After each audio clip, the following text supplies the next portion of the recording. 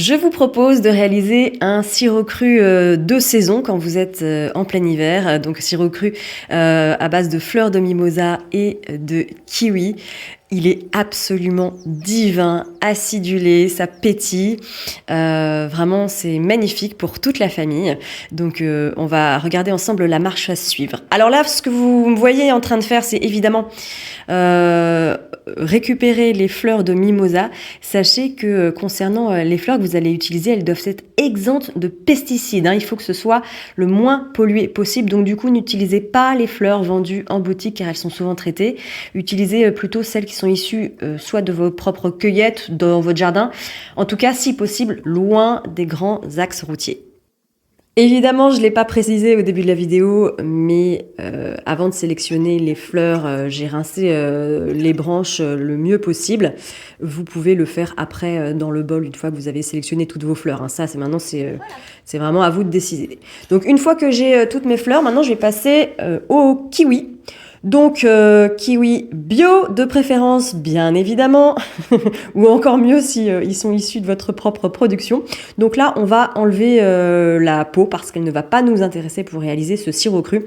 Sachez par ailleurs que la peau des kiwis vous pouvez la réutiliser si vous le souhaitez pour créer des limonades fermentées à base d'épluchures de kiwi. Donc pour info ces limonades fermentées encore appelées soda sauvage ont pour but de créer des boissons naturellement pétillantes chargées en probiotiques.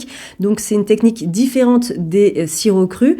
Je vous forme si vous voulez, rendez-vous sur www.petium.fr si vous voulez en savoir plus. Mais ce qui nous intéresse là tout de suite, c'est évidemment comment faire notre sirop cru mimosa kiwi. Alors vous avez vu, je découpe des morceaux grossiers. C'est pas la peine que les morceaux soient tout petits, on n'est pas là pour faire de la bouillie. Donc je fais des quartiers de kiwi que je mets donc du coup avec mes fleurs de mimosa. N'oubliez pas de faire la tare. Donc là l'idée c'est de savoir un petit peu combien on obtient au total de kiwi et de fleurs de mimosa, parce que derrière ça va nous permettre de savoir quelle quantité de sucre ajouter au total. Donc là, par exemple, j'avais 70 grammes de fleurs de mimosa plus 90 grammes de kiwi coupés. Donc ça nous fait 70 plus 90 égale 160 grammes de végétaux. Et donc je vais rajouter l'équivalent en sucre, donc 160 grammes de sucre de canne blond bio. Évidemment, on nettoie régulièrement son poste de travail parce que la clé en fermentation comme en cuisine de manière générale, c'est que tout soit bien propre. Donc la réalisation d'un sirop cru, je rappelle, elle se base un petit peu sur ce qu'on appelle l'osmose. C'est un principe qui fait que le sucre va pénétrer les tissus du fruit, tandis que l'eau des fruits ou des fleurs d'ailleurs va en sortir jusqu'à ce qu'un équilibre soit atteint.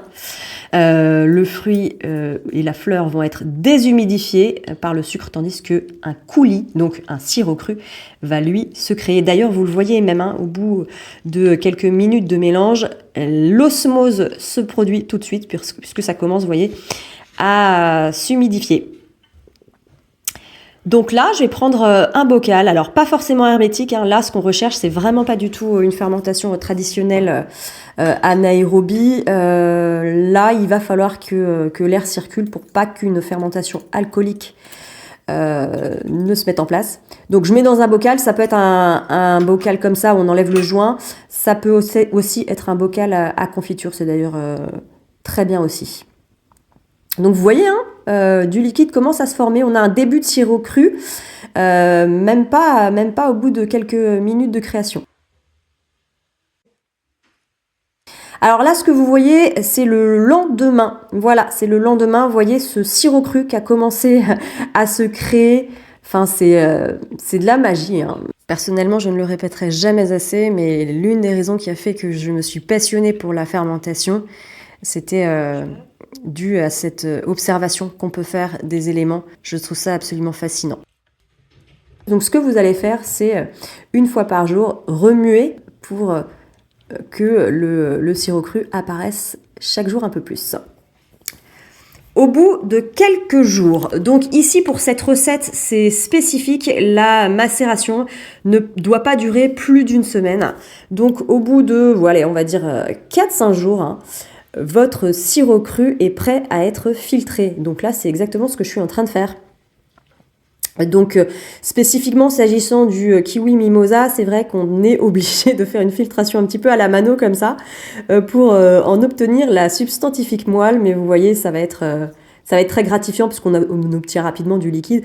Vous voyez à gauche tous les pâtés que j'ai formés en essayant en faisant la filtration, et bien là j'obtiens quand même pas mal de sirop cru.